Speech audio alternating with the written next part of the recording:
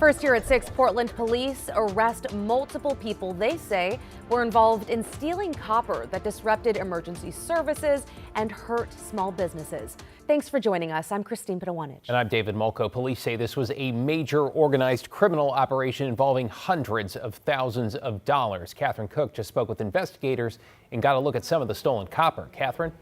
David, there is a lot going on here, including a lot of copper only that we know about. The case goes back nearly a year, and we've been reporting on copper thefts for months. Cases that have knocked out power to streetlights and other critical infrastructure. Here's some of what police recovered last week when they served a search warrant. Everything from copper piping from construction sites to wire from Lumen Technologies, the parent company of CenturyLink. In fact, police say Lumen helped them discover that suspects were targeting both aerial communication lines and underground cabling. Police arrested 5 people, including 55-year-old Deidre White. They say White acted as a broker by using business credentials to recycle stolen metal. They say she processed more than $487,000 worth of it over the past year, passing the money on to crooks after taking a cut for herself. Dan Chasen is police liaison for Lumen Technologies. He came out from Louisiana to thank police in person and warn the public to watch out for thieves. That includes those who may pose as contractors while stealing wire from neighborhood power boxes. And you stick a sign on the side of your vehicle, pretend like you're a contractor and go in there and tear it up. And you just robbed that whole neighborhood of services. For what? $20 worth of copper? That's about what it boils down to. Back in December, police say a man riding a motorcycle was killed in a crash caused by copper wire theft. Investigators say crooks were cut wire out of a traffic control box, disabling a traffic signal. Police say they're investigating all incidents connected to copper theft, including this one, which may lead to more charges. Back to you. Yeah, good to know to keep an eye out for people posing as contractors. It's too bad. Thank you, Catherine. Let's take a live look outside on your Tuesday night where it's feeling a bit dreary, especially after that showstopper early spring weekend. Yeah, Celine Stevens here now. So Celine, how long is the rain going to last once it starts up again? Well, only for about another day or so. And you know what? It's going to be less than what we saw today. We saw around 1/4 inch of rain in the Portland area today, tomorrow, not even going to be about that. So things are on their way, things are improving, I should say. 57 degrees right now in the Rose City. As you can see, a little bit of sunshine right near the Big Pink. So again, things are on their way upwards. We are going to see a little bit of a lull in the rain right now till really tomorrow. And you'll see that here on our radar. Again, the rain moved into the Portland area around 10-11 o'clock this morning. It's continued to push out to the east. So Salem also seeing that rain until the last hour or so. And same story with Portland. Around 5 o'clock, things started to migrate east. And since then, we've been dealing with just pretty much the cloud coverage and again, mild temperatures too. The main area that is still going to be dealing with the rain right now is going to be the mountain areas. And so looking at the rainfall totals, like I mentioned, around 1/4 inch in the Portland area and in Vancouver, Troutdale around 3/10 inch, and then along the coast, places like Astoria, they saw around 3/4 inch of rain. So again, decent amount of rain in some areas, other areas not as hard hit. And so looking at our temperatures across our map, upper 50s here at home, 55 in McMinnville, and then temperatures along the coast are hanging out in the low 50s. And so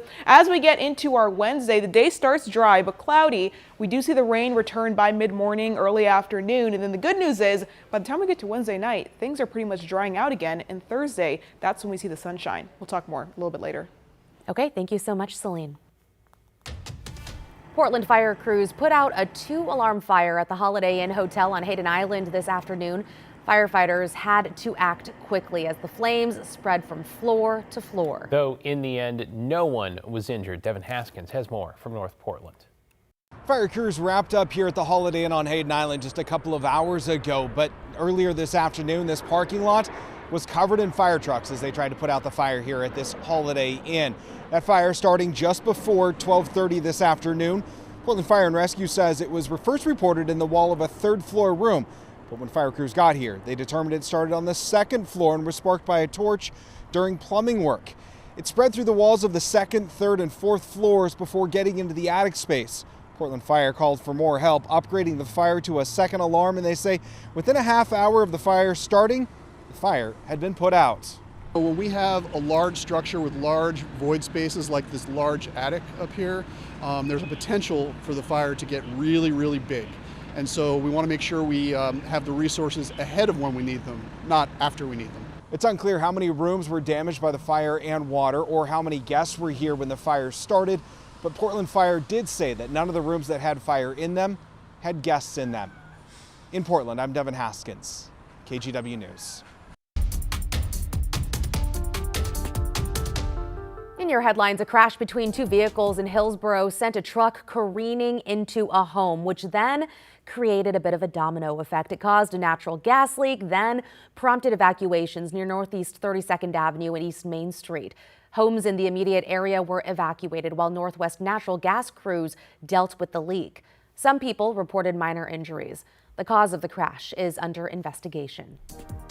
In Olympia, Washington's governor signed a bill that largely bans the retail sale of nitrous oxide or laughing gas, with exceptions for medical and culinary use. Experts say repeated use of nitrous oxide has led to overdoses, even deaths. KGW investigator Porter Kylabochi found people who had been temporarily paralyzed from using the drug. Washington now joins Louisiana as the second state to ban its sale. Last year, Oregon passed a law that restricts the sale of laughing gas to those 18 and older. To southern Oregon now, where partial remains found in the woods nearly 50 years ago have finally been identified as a 19-year-old who went missing in 1974. That's when Mark Smith left his home in Billings, Montana, and was never heard from again. A logging crew found a skull and some clothing near Holcomb Peak in Josephine County back in 1978. And despite years of efforts to identify the remains, that case went cold. That is until a DNA kit was uploaded online back in September, leading investigators to Smith's family.